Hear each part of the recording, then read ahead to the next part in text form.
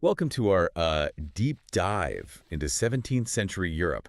We're going to be looking at a really interesting clash of ideas today. Oh, yeah. Um, Absolutism versus this new idea of constitutionalism. And we've got a whole bunch of sources to help us figure it all out. Okay. Lecture notes, textbook excerpts, even some transcribed history lectures. Wow. Yeah, so it's going to be a wild ride. Sounds exciting. It is. All right, so let's get started. Okay. I guess the first thing we should probably talk about is just to give our listeners a little bit of context.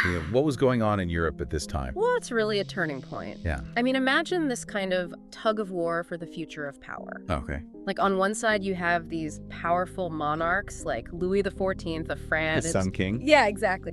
Like he wants to control everything, the military, the economy, even religion. Oh, wow. But then at the same time, you have other countries like England and the Netherlands experimenting with sharing power Okay. between a monarch and some kind of governing body. So it's like these two completely different ideas about how a country should be run. Exactly. Okay, so let's dive into England first. Okay. Because we have a lot of material about the Stuart Kings, James I and Charles I. Yeah. What can you tell us about those guys? Well, they both really truly believed in this idea of divine right of kings. Oh, right. Like that their authority came directly from God, and that meant they only had to answer to him. And not to Parliament. Basically, they saw Parliament as a tool just there to fund their lavish lifestyle and their wars. So Parliament wasn't too happy about that, I imagine. Not really. Yeah, there was all this tension about how England should be run. Plus, we have this, simmering religious tension, too. Oh, for sure. With the Stuarts kind of leaning toward Catholicism. Yeah, And Parliament wanting a stricter Protestant England. absolutely. And it all kind of just adds, fuel to this fire of this power struggle. Okay. For Charles I, it actually led him to a pretty drastic decision. What was that? He ruled for 11 years Wow. without even calling Parliament into session. That's a long time to give Parliament the silent treatment. It is. So what happens? Things eventually boil over They do. in 1641. Mhm. And we've got these sources that actually describe Charles this trying to arrest members of Parliament. Yeah. What was he thinking? Well, Parliament was trying to limit his power. Yeah. And Charles, with his belief in this divine right, he wasn't going to let that happen. His little attempt to arrest those members backfired big time. Okay. And it actually triggered the English Civil War. Oh, wow. And we're talking, a real war here. Yeah. Not just like a war of words. No, this was the real deal. We've got descriptions of these two sides. Okay. You have the Cavaliers. They're the wealthy aristocratic types supporting the king. Right. And then you have the Roundheads representing the middle class in Parliament. Yeah. They even had these distinct hairstyles that became symbols of this divide. Okay, now you've got to tell me about these hairstyles because I've heard about this. Well, the Cavaliers, they had these long flowing locks. Okay. It was all about representing the old aristocratic order. Very fancy. Fancy. And then the Roundheads, they had these close cropped haircuts. It was like this symbol of their austerity, very serious, disciplined. Okay, so it's really interesting how even fashion became political. It definitely did. And in the end, it was actually the Roundheads who emerged victorious. Okay. But then they did something shocking, something really radical for the time. What was that? They executed Charles I in 1649. Wow. I mean, imagine that. To kill a king, that was like defying God. He was God's chosen ruler. Our sources even describe how they displayed Charles I's head Oh my goodness. throughout England as a warning Wow. to any future monarchs who might get any funny ideas about overstepping their boundaries. So that's a pretty extreme measure. It was. But with the king gone, England had to figure out what to do next. They did. So they embark on this experiment called the Commonwealth, Right. ruled by Parliament and guided by a written constitution. Yeah. What were they hoping to achieve with that? Well, they wanted to create this new government Yeah. without a monarch. Okay. In theory, it could have been more representative. Power could have been more evenly distributed. Yeah. But as we know, putting theory into practice Yeah. is a whole different story. And that's where Oliver Cromwell comes in. Exactly. He was the leader of the Roundheads. Yes. But he ends up seizing power for himself. Right. He kind of becomes this interesting paradox. He leads the fight against a monarchy, but then he ends up ruling as a dictator, Wow. relying on the army. Yeah. And eventually he just dismisses Parliament altogether. So much for that constitution. It seems like even with a written set of rules, power can still end up concentrated in the hands of one person. Yeah, that's the challenge, isn't it? Yeah, it is. But then after Cromwell dies, England does something really unexpected. They invite Charles II. The son of the executed king. The son of the executed king. Back to rule. What were they thinking? Well, it seems they were tired of the turmoil. Yeah. You know, they wanted stability, and Yeah. they wanted to return to this familiar form of government. But wouldn't that just lead to more conflict? You'd think so, right. Yeah. But Charles II had learned a thing or two from his father's mistakes. Okay. You see, during his exile in France, he witnessed firsthand how absolute monarchy worked under Louis XIV. Ah. And he realized if he wanted to maintain his power, he needed to secure funding Right. outside of Parliament's control. Wait a minute. Are you saying that Charles II was getting money from the French king? He was. That seems like a recipe for disaster. Well, it did create some problems. Yeah. Because it made him look like he was beholden to a foreign power. Right. And it also kind of emboldened him to push his own Catholic leanings. Okay. Much to the dismay of Parliament. And then his brother, James II, comes along and really ramps things up, right? Oh, yeah. James II. He goes all in. Okay. He keeps the standing army, openly practices Catholicism, Wow. and even has a Catholic heir. That's a big no-no for Parliament. It was the final straw, Yeah. and they decided it was time for drastic action. And that leads us to the Glorious Revolution of 1688. It does. So what made it so glorious? Did they just decide not to execute another king? Well, that's part of it, yes. They replaced James II with his Protestant daughter, Mary, Okay. and her husband, William of Orange. But this time they set some ground rules. Okay. They created the Bill of Rights. This document, it limited the monarch's power and guaranteed certain rights for Parliament and for the people. So it sounds like England finally figured out how to create a system where power was more balanced. Yeah, they kind of found this middle ground between, complete monarchy and giving all the power to Parliament. But while all this was happening in England, France was going in a completely different direction under Louis XIV. Totally different. Louis XIV, he was the ultimate absolute monarch. He truly believed in his divine right to rule. Okay. And he built this incredibly elaborate system to maintain his control. Okay, so let's talk about Louis XIV. Let's do it. Okay, so let's talk about Louis XIV. Let's do it. He was the epitome of an absolute monarch. What were some of the key strategies he used to consolidate his power?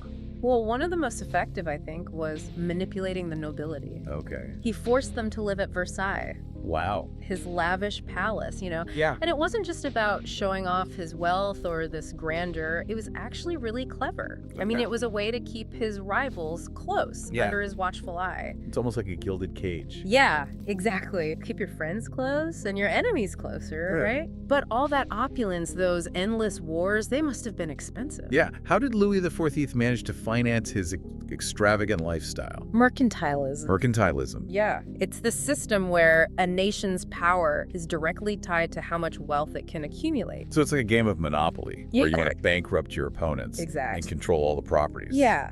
To achieve this goal, Louis XIV focused on colonies, Okay. extracting resources, promoting domestic industry so he didn't have to rely on imports. Right. And he put tariffs on foreign goods to protect French businesses. It sounds like a pretty aggressive strategy. It was very much about looking out for French interests.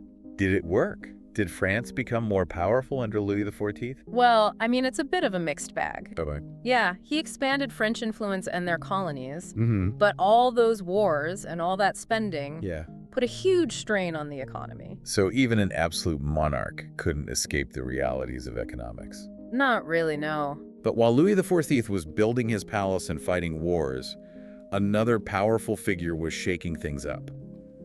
Peter the Great of Russia. Oh yeah, Peter the Great. We've got sources that describe him as almost obsessed with making Russia into a modern European power. He wanted to drag Russia into the modern world. And he wasn't afraid to ruffle some feathers along the way. Not at all. What did he do? Sweeping reforms.